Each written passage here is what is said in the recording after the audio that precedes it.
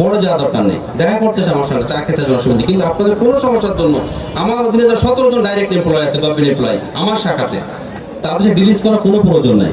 আমাকে একটু ন্যায় নাই ভালো বোঝা আল্লাহর মতে, আমার ফ্যামিলি ব্যাকগ্রাউন্ড তাই বলে আল্লাহর মতে ন্যায় অন্যায়ের যথেষ্ট মাপকাঠি আমার কাছে আছে। সো ওই আইন মামলা যে আমার ভয় দেখায় লাভ নেই স্যার, আমি কিন্তু অবশ্যই যেটা ন্যায় সেটাই করবো ইনশাল্লাহ, এবং করছিও তাই, কারো কথা আমি শুনি ইনশাল্লাহ। এটা আমার যোগ্যতা, কোয়ালিটি আমার যাই বলো না কোনো, আমি ন্যায় অন্যায় ভালোই বুঝি ইনশাল্লাহ, এটা করবোই। কুমারখালী আমার বড় ভাই ইউনো ছিলাম, আমি কাল ফেসবুক স্ট্যাটাস দিয়েছিলাম যে ইউনো ওই উপজেলায় একটা নিয়োগ প্রক্রিয়াকে সম্পন্ন করতে আমার ভাই বদলি হয়েছিল, পানিশমেন্ট ট্রান্সফার হয়েছিল বরগুনাথ, কিন্তু আমি এখন বলি না, আমি স্মৃতিকে ধারণ করে কালে কুমারখালী ইউনোর কাজ জায়গায় লেগে আমি ওনাকে ফোন দিয়েছিলাম, ইউনোর কোনো ফোন ধরেন নাই, দ্বিতীয় হোয়াটসঅ্যাপ পাঠিয়েছিল, উনি আমার ফোন মেসেজ দেন নাই, ব্যাক করেন নাই, আমি কিন্তু সরাসরি হাজির হলাম 4টার সময়, তখন প্রায় 4:30 বাজে, আর টিস্কো যাওয়া তার আগে ইউনোর উপর দেখলাম। আমি বলি আবিদুল সাহেব আপনি কি ইউনো সাহেব? বলে হ্যাঁ। তা আপনি আমার নাম্বারটা জানেন না? আমি তো অফিসের নাম্বার ফোন দিয়েছি।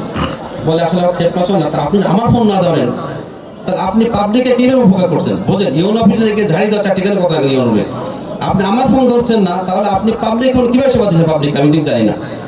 তখন বলছে আপনি আসলে যে ইন্সপেক্টর, আমি তো বুঝি নাই, ফোন দিয়েছিলেন, একটা মিটিং গেছিলাম, দুদকের একটা মিটিং ছিল কালকে, মানে দুদকের কি উপজেলা পর্যায়ে, এই জন্য ব্যস্ত ছিল, কিছু মনে করবেন, আমি নাম্বার সেভ করেছি আপনাকে। আমি ঠিক ফুলতলি ইউনো এই কথা বলছিলাম, আপনি ফুলতলি ইউনো আমার নাম্বার সেভ নাই, আপনি তো অনেক কাজ করতে শুনছি, কী কাজ করছে? আমার নাম্বার তো সেভ নেই, আপনি সমস্যাটা কীভাবে জানাবো?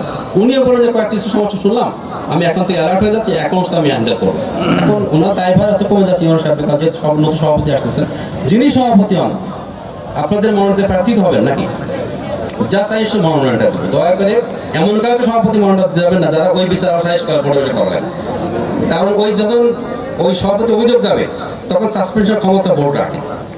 সো ভাবার কোনো কারণ নাই যে আমি সভাপতি হয়ে গেছি, অ্যাডহক কমিটির সভাপতি হয়ে গেছি, বা গার্জিয়ান প্রতিনিধি হয়ে গেছি, একটা অভিযোগ কালে আমাকে দেন, দেখেন কি হয় না ইনশাল্লাহ। আমি যতদিন চাকরি পলিটিক্যাল গভর্নমেন্ট কমিটি আমি জানি না, আসলেও কি না আসলে কি, শাহিন চাকরাদার আর নাবিলের মধ্যে গডফাদার থেকে যশোর জন্ম নিতে পারো, সেই শাহিন চাকরাদের বংশধরও তো আমাকে নিয়মিত আসতেছে।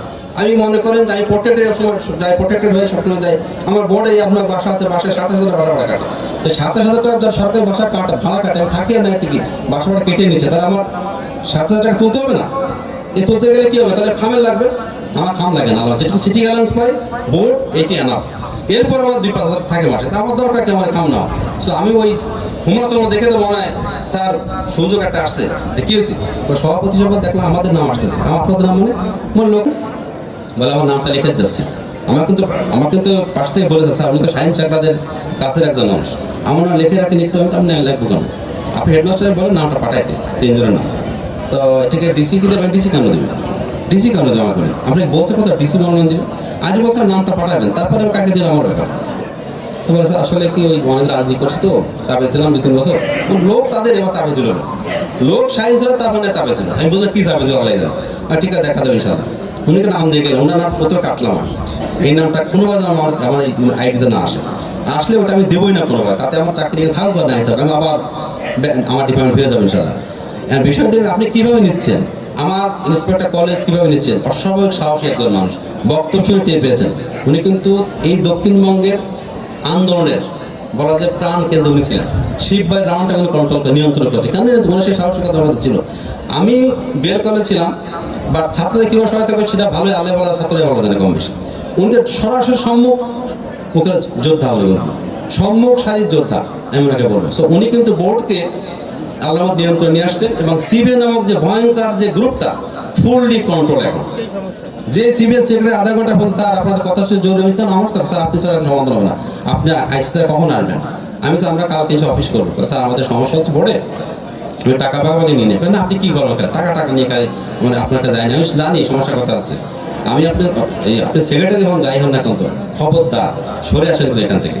এখন কিন্তু গভর্নমেন্ট থাকলে বড় কথা, আপনি 3 বছর সেক্রেটারি করছেন, 2 বছর 2.5 বছর, আর কত দরকার? কারণ না বলছেন না আমার দাবি দেওয়া ছিল বোর্ডের সঙ্গে কথা, আমি আন্তঃবোর্ডে উপস্থাপন করবো, সেটা করেন, আমি হেল্প করবো, যশোর বোর্ডের মান মর্যাদা পূর্ণ করতে গেলে কিন্তু কেউ রেহাই পাবে না এগুলো।